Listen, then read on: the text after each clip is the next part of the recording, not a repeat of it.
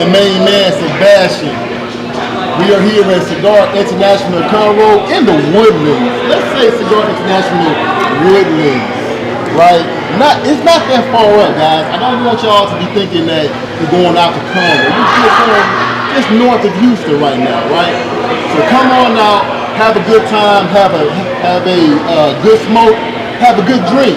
This is one of my favorite places. It was one of my favorite places to smoke at. I've cut back on that now, but it's still a great place to come and hang out, have a birthday party, come and chill, watch the games. It's, Sunday. You got baseball coming up. You got playoffs. So, hey, come on out to Cigar International, the Woodlands, and have a great time. So, hey, Ross, do you have anything you want to say real quick? I'm sorry, brother. I'm just here. You here? Okay. No. Welcome, fam. Like Howard said, we're here tonight. Have a good time like we always do. We got Sebastian here. We can't wait to hear what he has to talk about. And we have a nice lineup tonight, so don't leave us. Stay here. Stay tuned to what we got going on, because I promise you, this is going to be a night where you're going to be enlightened. This is a night where you're gonna hear some things, and also ask questions. Ask questions. Any questions you might have, we're going to make sure that we are able to kind of address some of those questions that you might have tonight. Please ask questions. Like, this is a time where we're living in an era where people are just not asking questions. You're just going off of what everybody else says, and it's just better to just know for yourself based on your own, get your own understanding is what I would say. So with that being said, but who is the person that you're speaking about when you? Hey, we're talking about that. We're talking about that when we get there, man. Okay, no, we can't. Okay, go ahead. Because they will be waiting. So we will be speaking with Lauren, with AJ Fernandez, one of my favorite cigar companies. I definitely quit smoking at the wrong time because this was my baby Angel. So what is it? Tell us what we. But and also we have Judge Jones. He is a state judge, but he's running for Texas Supreme Court place 2, and he's one of your vote. So he's going to be on later. Right now, let's go ahead and kick it over to Sebastian. He is the lead, one of the leads in the humidor, and he does a special job that I want him to speak about. So, Sebastian, how you doing today, man? I'm doing fantastic, man. How are you? Good. How long have you been smoking cigars? What are your favorite cigars? So I've been smoking for about 4.5 years. I initially got into it with my father. Before I got into the military, I was an Army vet. I did 4 years active. Currently, that's right. And currently finishing up my National Guard contract. Got a year left. Wait to retire and be done with it. But I really got into it with him. Was mainly just when I would visit home and here's a cigar. Right. So I didn't know too much. Right? Time. So it was a blast. But I mean, I can't say I have a favorite cigar. I will say my favorite brand and company was AJ Fernandez. AJ Fernandez. Okay. All right. I've smoked all of their cigars and some. Except for, the occasionally they wear newer cigars that they're coming out with. But I have to say right now, one of my favorites is going to either be that new roll that you have on that shelf or this broadleaf. Just fantastic. Okay. All right. Medium plus body, but I mean, I can't get away from it. If I want an everyday smoke, it's that broadleaf. Yes, but I've been working with it for maybe a month and a half. Oh, you knew? Yes. I haven't been It threw you in the fire, man. It threw you in the fire, man. It was like, let's see how he responds to this. Well, luckily, most of the people that work here are all military vets. We have Tony as usual on here. He's an Air Force vet. The guy likes to sit down and not work in the military. We always talk about him. Always. But only a month and a half, and I mean, I have personal, insight on my personal career that I've had here at the time. I think I've made a pretty good mark. I was the one who put the display shelf out in that 25% off cigar box that we do have. Okay. I always recommend if you are out here and you're in our humidor, you always check to the left. There's going to be a box that says 25% off cigars, and we have. I've never seen that. Wait, say that again? We have a 25% off box in our humidor. If you first walk in and go to the left on a black table, there's a box. It says 25% Shut your mouth, bro. And we have really good cigars in there. Shut your mouth. You sure you supposed to tell us that? Yeah. You think I'm high? Man, Tony sits here every week with us. He's never mentioned this. Tony, what's up with that? Josh, Paul. Yeah. I'm coming after y'all now. Well, I don't have. You're going to be here next week also. Well, yes, I definitely recommend checking out the boxes. We've had some really good cigars from LFD to Nubs to AJ Fernandez sometimes, It just depends on what's in the box that day. We're always good to check. But I was the one who originally brought that idea up, and it's been doing fantastic. We have a lot of new clientele. People finding new cigars is one of my personal things. Cigars is such a universal, language, I like to say. You have so many different varieties and options, and everything's so different.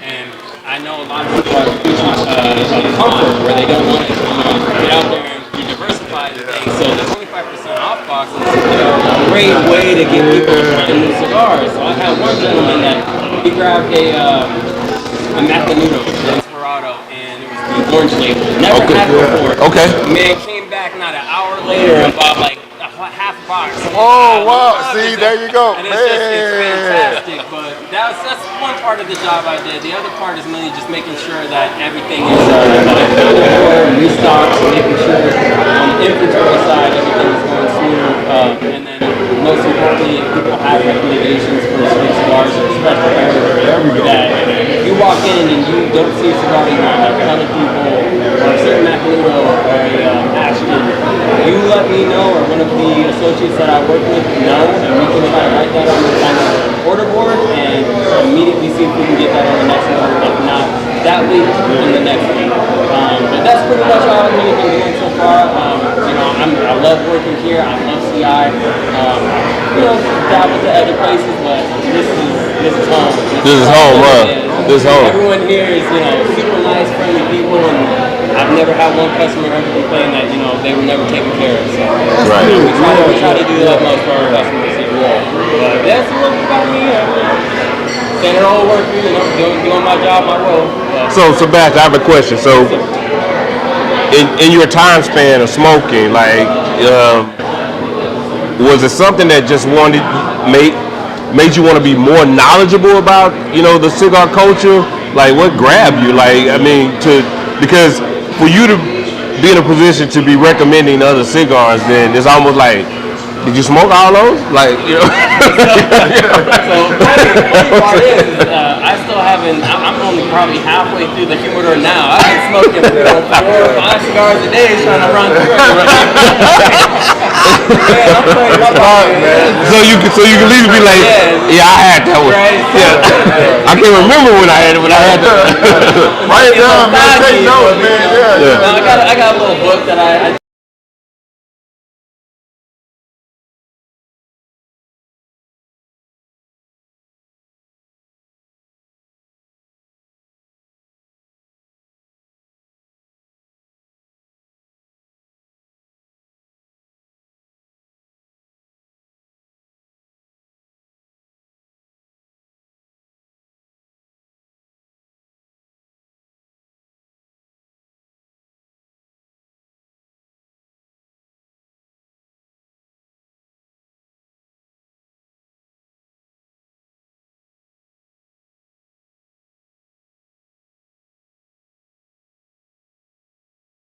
want to relax.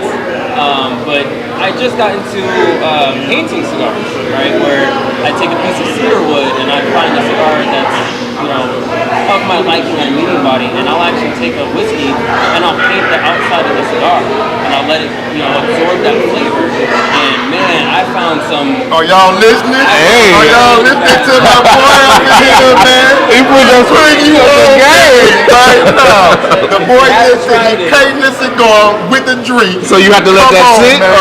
How's that work? How's that work, though? You don't want to be Yeah. Not drink, but do one pass, wait a little bit, do a second pass, and then give it a light.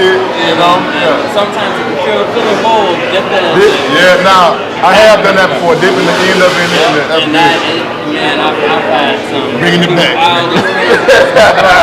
I thought my biggest thing is, especially if I don't really, I wouldn't say like, but I was grabbed with the cigar, like it didn't take my attention where I one another one.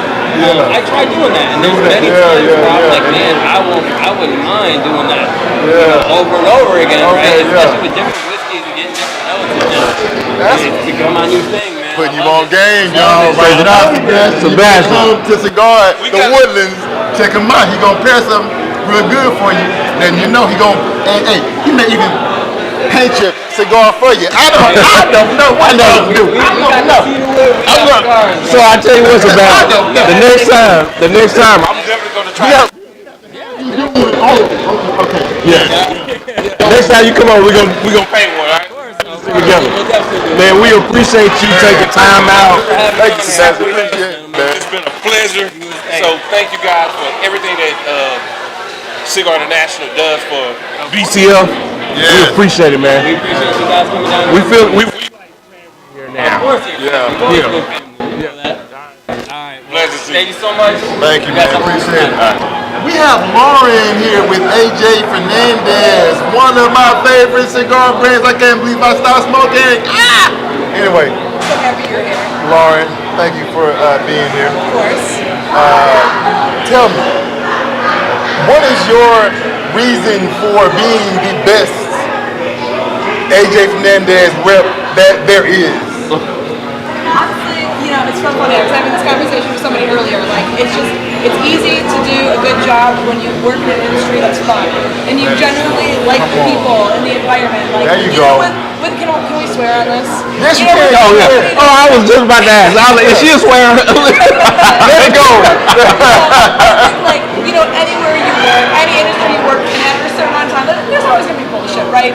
But at the end of the day, when you have a passion for the product and you have a passion for the people, like, I've been doing this for 13 years. So, like, if it wasn't for the people and, my actual love for cigars, I think it's very sustainable, and it makes you want to do a good job. Yeah, that's good. Yeah. How did you develop that love for cigars you just mentioned? It was just sort of organic. I had some friends who got me into it right when I turned 18, and I ended up hanging out at a cigar shop because when I was in college, we couldn't drink, and I was too much of a, I didn't feel comfortable getting a fake ID, so. Gotcha. Did you hear? We couldn't drink. Well, listen, I didn't go to like, I would go to shops and that way, and it was something that I kind of found myself in organically, and I always enjoyed, like, just the culture of it. Like, it always felt very welcoming. And so the shop that I ended up working at and kind of getting my start in my career, I was a customer there first, and I needed a more stable job, and I was like, I know the product, I know the people, I like it, and that was in 2011. Okay. And, it sort of sucks you in, and then you're stuck forever. Okay. So this brand, it does suck you in. This brand, what do you love about it? Like, if you had to let the people know, why this is the best cigar brand, you got the floor. Well, thank you. There you go. My first inclination is I like it because it's unapologetically Asian. Anything that you get, like, it's what he wants to smoke. Like, he's not going to make anything that he doesn't enjoy. So, he doesn't, I don't want to say he doesn't compromise, because he obviously, like, wants to make something for every palate and everybody, can enjoy it. But, like, if he doesn't like it personally, if he doesn't believe in it, it doesn't matter how popular it could be, it's like he's very true to himself. So everything that he puts out, I feel like, it's good quality, it's of his likeness. There was a situation at PCA a few years ago where, like, we went to release something, we had made a bunch of cigars, he wasn't happy with the wrapper, said, we're redoing all of them, because he didn't believe in putting those out. So, like, he really, his attention to detail and his, his drive for quality, really, to see it firsthand makes me love this company. I mean, the blends are just good. Yeah, You know. that's good. That is awesome. That is awesome. Do they have any new cigars coming out? We do.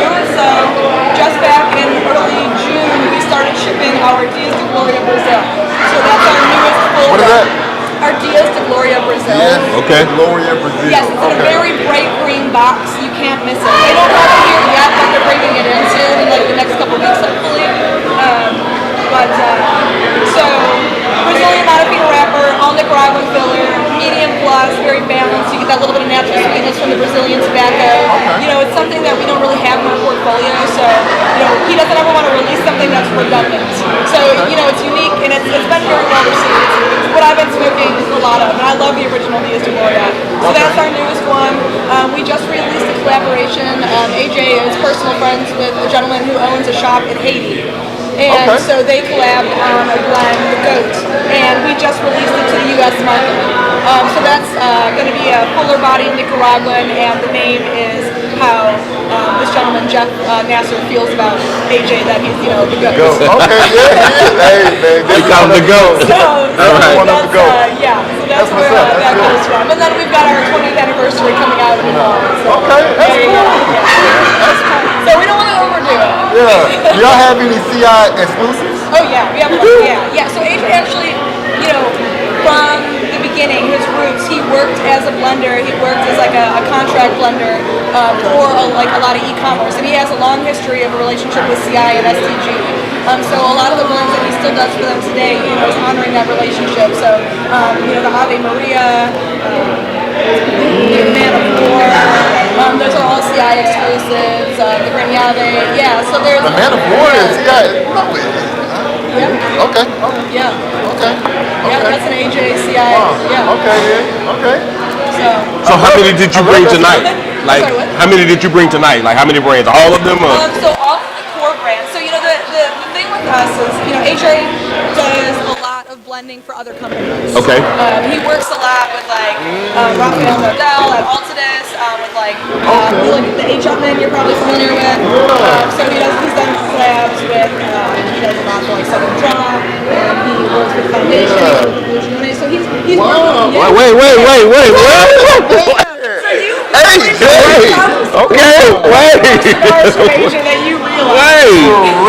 Okay. Olmec, you know, that's I love this. What is going on right here? Has this man made all of his cigars that I love? What's going on? People say, oh, I don't smoke AJ, and then they'll list like All these cigars that all. Yes, you do. Yeah. Oh, wow. I mean, That is awesome. when you think about the cigar industry, and I think what people neglect to realize is that like everyone's in bed together.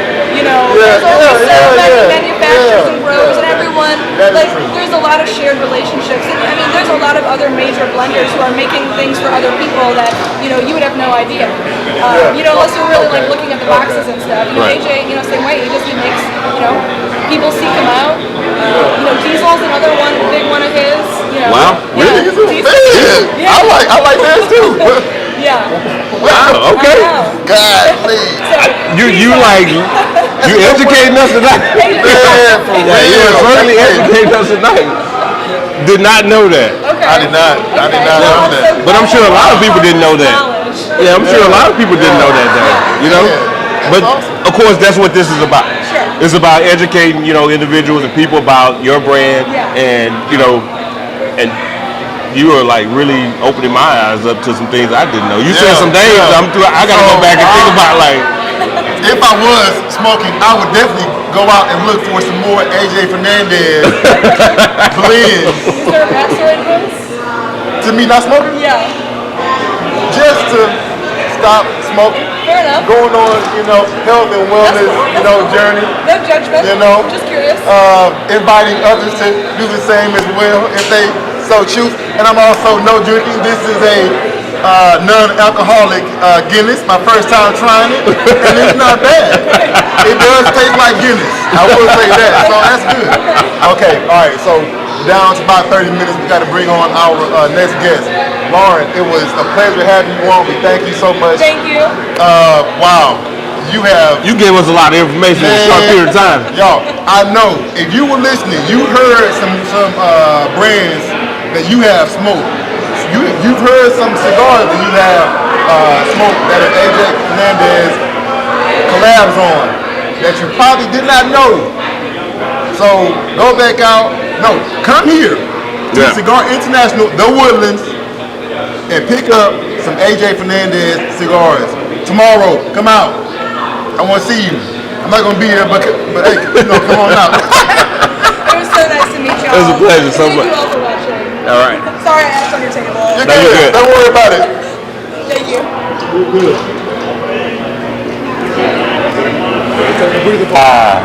Are we on? Oh, yo, that's me joking. Let's get it. All right. The wife. Okay. Next to me. We probably could have left that out though.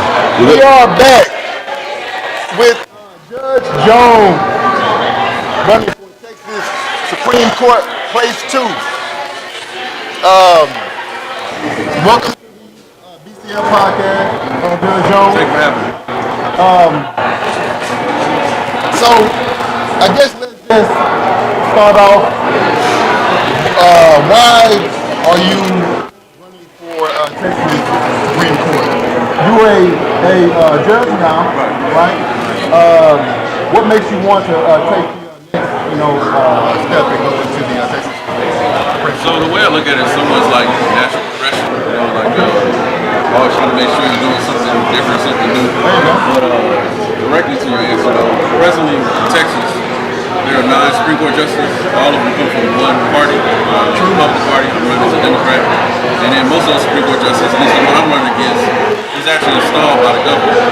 And so the way that the judicial system should work so people have public trust is to ensure that you don't have folks that are being influenced by other parts of the government. There's supposed to be separation of powers, right? Yeah. So let's say me and you, we're buddies. And, you're supposed to be in something that's supposed to be essentially neutral, detached. And you're like, well, Sean's my buddy, I'm going to put him in a position. So when I rule on something, how you think I'm going to rule? You think I'm going to rule for the my people? favor, Rule Right, in my favor. correct. And it's kind of a thing that we've been saying throughout this entire campaign. We need candidates that are willing to serve the people, not have the people serve them. And right now in Texas, I feel we have a lot of folks who want the people to serve them and serve their interests. They take your tax money and tell you just be quiet and just take whatever decision they give you. So we're trying to do something. Definitely. Okay. With that being said, so I know you said that you're running as a Democrat, or you are a Democrat. Yeah. Do you normally lean more liberal or more conservative with your, views of law? So when it comes to the law, I guess what I can say is like the way the judge is supposed to rule, again, we're supposed to be neutral. So the way it's supposed to work is you bring me a set of facts, I apply the law. Bipartisan. I'm supposed to do it in a way that's neutral. The issue that we have right now in Texas is that, again, all 9 justices in the second largest state in America are Republicans. Okay. Now, all Texans are not Republicans. Right. All Texans are not from that background. So we need some diversity on the bench. That's another thing. We live in a state right now that has the most African Americans per capita than any state. But we have no African American Supreme Court justices. And so this would be an opportunity to get some diversity in that sense as well. But to answer your question though, with ruling, you're supposed to be neutral. And I'm supposed to look at the laws and the facts. That's how I'm supposed to go off. I'm not supposed to put a lot of feeling into it. I just got to just do whatever the law says. Right now, it's the impression that's being made that they're not being neutral. Okay. So I have a question, and my question is more so like towards because of my background. My background, and I work with a lot of young people, and so if young men, young women were looking at you today and had questions on your stance, what would you tell them today? And then I have another question, because there's a group of young men and young women trying to figure out how to become and be in the position that you're in today. How would you lead them in that direction? So you can flip that and answer in whatever order you would like to, but I think those are, yeah. So I think your first question was basically like, what's my stance on things, per se? So I think you can address most people not necessarily by what they say, and that's a mistake I think we have right now. Like people go off of like pictures and what people say, and address people like what they do. One thing I tell you about me is I go anywhere to talk to folks. wherever I'm invited here, I showed up, right? And I'm gonna show up just anywhere to talk to people. You have some people, they want to lead you, they want to be in charge of it, they want to govern you, but they won't come to your churches, they won't come to your homes, they won't eat your food, they won't understand your culture. So how could they ever understand what you're going through, right? So that's me as a person. And then your second question, as far as like how do you obtain certain things? For me, it comes from like understanding, history and my dad and the things that he gave me, as far as like we gotta keep trying to keep going, right? So my dad's dad, he didn't have it that great. You know what I'm saying? His dad was a slave. You know what I'm saying? So it's just understanding that we need to try to keep moving. What I mean by that is like we're in a position right now where children need to understand because of a lot of the barriers that have been knocked down by folks like Thurgood Marshall, first African American who was in the actual Supreme Court, correct, and knocked down by people that came before me. We have these opportunities that we never had before. And then we have, I think earlier, off the record, we were discussing like, your organization. Right. We have these organizations, all these people that are willing to invest in. You can achieve, in my opinion, almost anything if your mind is there. And that's the biggest thing. If your mind's not there, you're not going to achieve it. But if your mind is there and you're given the environmental factors, you can get a lot done. And I think that's what my thing has been. I've had a lot of people willing to sow into me, and I've taken it graciously, but I had a mind to where you're not going to stop me, you're not going to outwork me, you're not going to beat me, and I'm always going to come out on top. Now, does it always work? No, but shoot for the stars. Okay. So those, and we do understand like those environments, they're based on your upbringing, in a sense, as far as that's concerned. But for that young man, that young woman that might not have had the same, upbringing, background that you have, I have, as far as that's concerned, how would you lead them? Or what would be some of the keys, some points, some things that you would give them to be able to put them on a path of achieving their dreams? So when you talk about young people, I think one thing is important for a lot of young people to understand is to have like some type of self-esteem. You have to love yourself. So that may come in different ways, shapes, and forms. It might be through religion, it might be through a family member, or someone that tells you, hey, believe in yourself, and have some type of self-esteem and self-worth. Because without that, you're not really going to even try to do anything because you don't believe you can do it. So whatever it might take, whether it be a non-profit, an uncle, an auntie, a teacher, first that has to be invested. And that's the adult. As adults, that's our responsibility. Yeah. To make sure we're giving back to these kids and tell them, hey, you can be whatever you want to be. You don't have to listen and go into all these negative forms of life because that's what you see on television. And then next, after you believe in yourself, even in certain environments, there's always opportunities for like outreach and try to find out what that outreach is. But again, like you were saying earlier, that's going to depend a lot on the adults to step in and give them some hope. But once you get that immediate measure of hope within yourself, that's when I think you can really accomplish damn near anything, to be honest with you. That's how I feel. Okay. All right. Do you find it like in the position that you're in? Do you get like negative feedback from young people? You get a positive. They love you. Yeah. Young people love me. Like if you come we've had events throughout the year and over since I got so I presently work as a judge in Harris County. I got elected in 2018 to January 1st, 2019. So I'm a district judge there. From 2019 to present, if you come to my events, you're gonna see a wide variety. A lot of people say you get a lot of younger folks that come to and stuff because I'm willing to listen to them. I think the problem with a lot of folks, in our age bracket, we try to talk to people. Okay, good. This how it was in my day. Honestly, they probably don't care. They're looking for somebody that's actually going to listen to what they have to say, interpolate the information you give them, and they give them some advice based upon what they're giving you, not based upon your time, your area. Because things have changed significantly, right? So I think to answer your question again, my experience with other people is I don't have a problem with it. That's good. Thank you, man, for answering that. Is that the same approach that you're going to have when you take the Texas Supreme Court seat?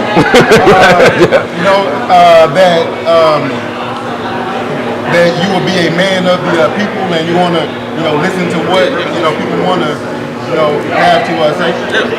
So, one thing that was taught to me as a younger child is like, you got 2 eyes, 2 ears, 1 mouth, right?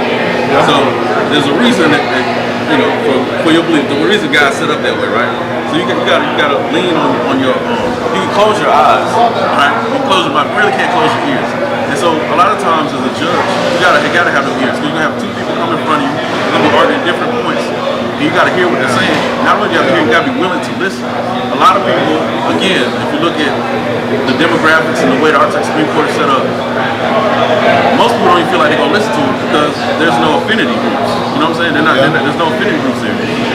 Because of my upbringing, my dad was in the military, I was in the military, we lived all across the world. Like, I've always had to deal with all sorts of people all my life. I've always had to talk to all sorts of people all my life. I couldn't just like go places where I was just comfortable. And then I like to always tell people, you know, as far as a judge, there's two situations I feel that created me who I am today. The first situation, as the adult I am right now, when I was in Iraq, we were talking about that earlier, in October of 2003, I got hit by an IED, right?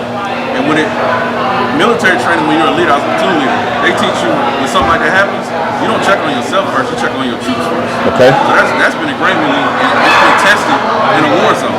Okay. So my point in that is, like, I'm willing to hear from the people first. I'm willing to check on them first to hear what they have to say rather than think about what I got to say. And then secondly, the second impactful thing that happened in my life was the second time I came back from Iraq, a few days after my mother died on Valentine's Day, right? Hugely impactful. Sorry, Part of the reason I even went to law school, I appreciate it. But like, the thing there is like, even with that, I remember what she used to tell me, you can't die with me, you gotta live for me. And what that means, sometimes you gotta give people hope. And sometimes the hope of being a judge is being heard. Because a lot of people go in these courtrooms and they feel like they're not being heard. The main thing you see when people come out here, the judge didn't listen, he didn't care, he was on their side. I was sitting to let people talk all day long, I wanna hear what you gotta say. Now, you may not get the ruling you want, but I'm at least listen to you and apply the facts of law. I'm not gonna start with a bias. Okay, that's good. Thank you, man. Thanks for saying that. Like, I think that was something that not only people need to hear, like, Again, you know, we all geared in different directions. Like, I think about these young people and what they hear and what they see. and we know social media today plays a major part in how they move, what they think, and Whether it's good or bad, you know? they see it, they hear it, like what you just said, and they believe it. And so, Trying to find out, you know, how you're moving to make sure that they're hearing your voice and understanding and can truly follow something that's true versus something that's just made up and put out there, you know. And that was what we wanted to do tonight. We wanted to get real tonight. We wanted to talk about, you know, not so much of the issues that are out there, because we know that we'll be all night if we were doing that. I mean, we'll be all night if we're doing that. He's But not running for a political seat. Right. In the office. He's Yeah. running for a judicial seat. So that's different. correct. But you're going to carry some power. Yep. Yeah. So yeah, he's going to carry some power. A lot of power. Yeah, exactly. Big stick. A big stick. Go ahead. Okay. Okay. So you're a husband. You're a father. Army combat vet. How has those things translated, or how have you translated those things? Like you have mentioned how you have taken the experiences from the Army and from the IED. How have you taken being a father and being a husband and applied that to your current seat? So, to answer your question, like first, as far as being a husband, you know, the idea and ideals of compromise, right? There you go. Compromise. Right. Solid ground. And so, just understanding, like, again, that's an area where you have to not only hear somebody, you have to actually be able to be willing and useful towards that person. What I mean by that is understand what their needs are, meet needs, having meaningful exchange. As a father, understand that you're an example. Like, you know, I can go out and do all kind of crazy stuff I wanted to, but I have someone that's looking at me and what do they see? And a lot of times elected officials, they're doing things that are wild and outrageous and they don't really care.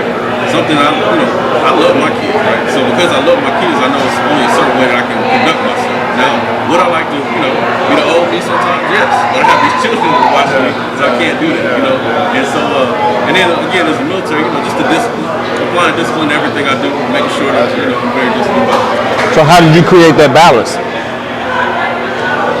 I say bug out. What they do? I love how they do love that. That's my guy D. Y'all welcome. Judge Jones and his lovely wife, Audia Jones. Audia is a lawyer as well, right? Yeah. Yeah. Crime fighting, what, prosecuting? I am. I'm prosecuting businesses and Okay. I do civil, so I do personal injury and wrongful death. Hey, Yeah. I'm at the up on that. How long have you been doing that? Since 2018, and then before that I was a prosecutor. Awesome. That's good. So I had asked Judge Jones, how does he take being a husband and a father and use that experience in his seat? Same thing for you. How have you used him? Not used him, right? But what's the word? What am I looking for here? Use him. No. What have you learned? What have you taken from Judge Jones being in his seat, and what things are you also looking forward to learning and picking up and applying as he's moving on to take the Supreme Court? Yeah. I learn a lot from what he does. I will say some of the biggest takeaways are me, myself, I am a grudge holder. For some reason, he is not. There aren't many people that know grudges. It's just like a lot of times it's part of human nature. So that's one thing I always give him hats off. He's very unbiased. A lot of times he'll tell me his favorite line is, eat the meat and spit out the bones. Hey, that's mine too. I like it. Okay. And it's taught me. Yeah. Sometimes you do have to look past who the messenger is and really look to what the message is to better yourself and to move forward. So I would say that's number one. Number two, as far as what I have learned from him, it's just he's very patient and very calm, which I think is very important in a judicial seat. That is. I think when you have, as a practicing attorney, I practice in federal courts in D.C. I worked on Capitol Hill. I was a prosecutor and now a civil attorney. And I've seen some good judges and I've seen some bad judges and I've seen everything in between. So my experience is comparing to those. And I always tell people, even just with my husband, I would say he's one of the best judges I've ever seen. Best reputation I've ever heard. But he's very even keeled. Keeps facial expressions to a minimum. A lot of judges can't do that. Right. They bring their human emotions and bring them onto the bench, and they don't like you because X, Y, Z, which is unfair. Right. That goes against the code of judicial ethics, what it's supposed to be. Right. So I think those are the two biggest takeaways. And then as far as you said, what do I hope to learn? I would love to see him, he's a fighter. I always tell people he's like one of those people, when everybody else is running away from the fire, he's like that one person that's running straight to the fire. Okay. Which is why I married him. Wow. I'm like, when everybody else is running away, he's gonna run in and try and help and save whoever he can. And so, but he doesn't do that just with our family. He literally takes that across with everything that he does, whether it's practicing civil law, whether it's practicing criminal law, and now bringing it to the bench. But to see him be able to bring that to the Supreme Court. Right. That is good. I can tell you now. He's probably in the most uncomfortable seat now because anytime your wife has the mic and you don't know what she's gonna say, and what we gonna ask? You like, oh man. But I got one more question. so, what would you say about The character and the integrity, of your husband? and what do you want the voters to know? There you go. Yeah, again, whether this was my husband or not, we were friends long before we started dating. So long before we started dating in law school. So similar to my husband who did 2 tours of duty in Iraq, my father did 3 tours of duty, a Vietnam veteran, long range reconnaissance. So I didn't know him, but unbeknownst to me, that's the kind of man I was attracted to. And again, just a warrior, a fighter. And I think it's important for the voters to know, Texas Supreme Court, there are 2 ways that laws are made. So legislative aspect, right, determined by the lawmakers, but the second way is by judicial decisions. And so those judicial opinions made by the Texas Supreme Court become law. Yes. And so we have a Supreme Court right now that's fully Republican, that are fully aimed at the interests of a very small, particular group of people. Texas has become a very diverse place. And I think I know he's that warrior to go in there and fight for everyone and everybody's best interest. As someone who did 2 tours in Iraq, we always laugh like he couldn't choose who he, looked after or who stood beside him or who stood behind him. And that's the kind of person that you want on the Texas Supreme Court, a fighter, like a warrior. I like it. We heard some terms being thrown out there like being appointed versus being anointed. I'm just saying. We heard these things like being appointed versus being anointed. You want to elaborate a little bit on this anointing that he's walking in? Yeah, I think there are a lot of people in different fields, right? I think there are shady, dark aspects of every industry. And politics is no exception.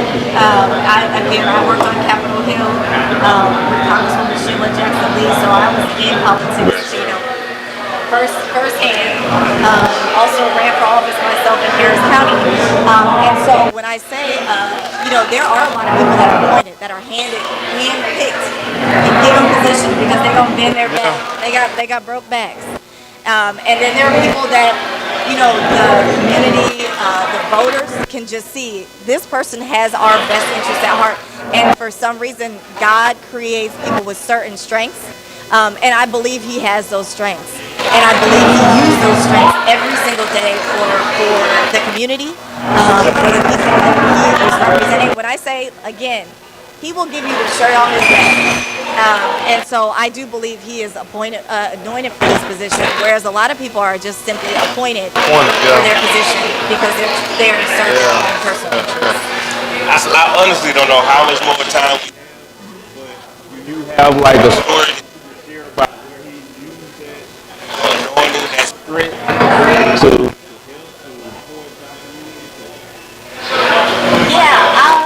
trying to,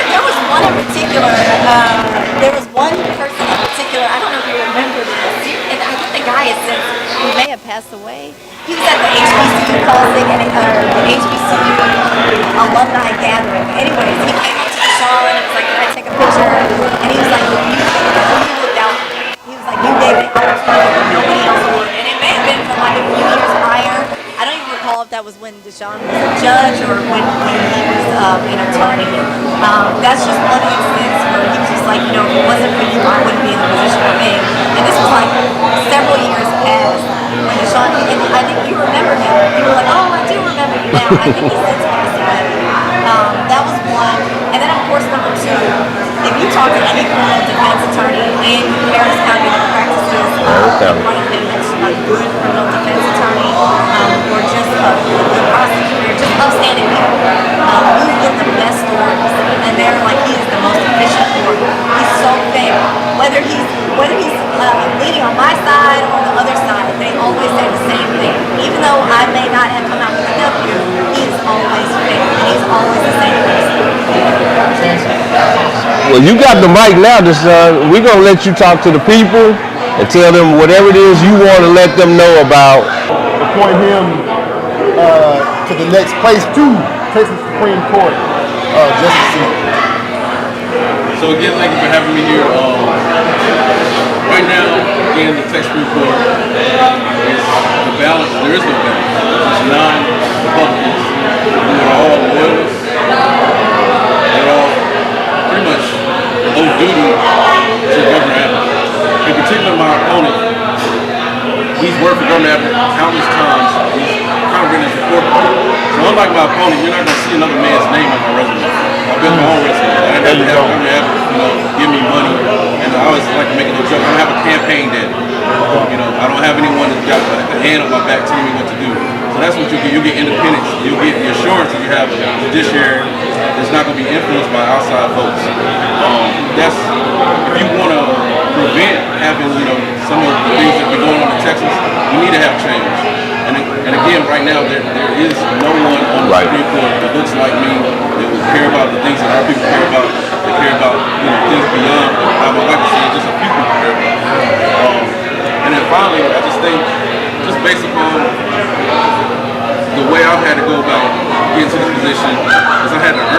You're talking about kids and things of that nature. Yeah.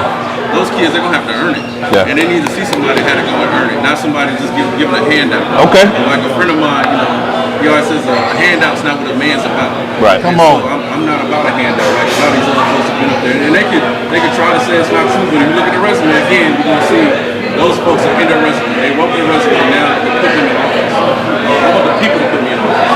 I desire to serve the people, not to have the people serve me. And then finally, we have until October 7th. If you haven't registered to vote, you register to vote. You have until October 7th to register to vote. Early voting is going to begin October 21st. We can start early voting October 21st. I'll be there at 7 o'clock in the morning. Hopefully, y'all be there with me. It'll end November 1st, and the final election day is on November 5th. My name is Deshaun Jones. That's D-A-S-E-A-N. You can find me on all platforms. Deshaun for Texas. That's D-A-S-E-A-N F-O-R-T-E-X-A-S. You can find me on all platforms. Thank you guys for having me here. It's been a pleasure. Thank you for coming. Come back. Yeah, thank you for coming. And thank you for sharing. Thank you for coming and letting our audience know like who you are and what you're about. Appreciate it. Have my vote. Have my vote. Let's change Texas. Here we go. Let's change Texas. That's St. Jason. I mean, for Close it out.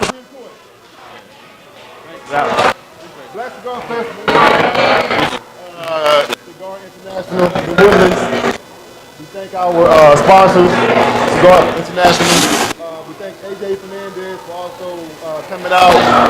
Lauren, we thank Sebastian for him giving us his wisdom and knowledge on this day. And we'd like to close out with just saying, come out on October 26th. We have our Divine Nine night right here at Cigar International. Starts at 6 o'clock. And get out and vote. This is a crucial time. Please do. And your vote counts. So, peace, love, blessings.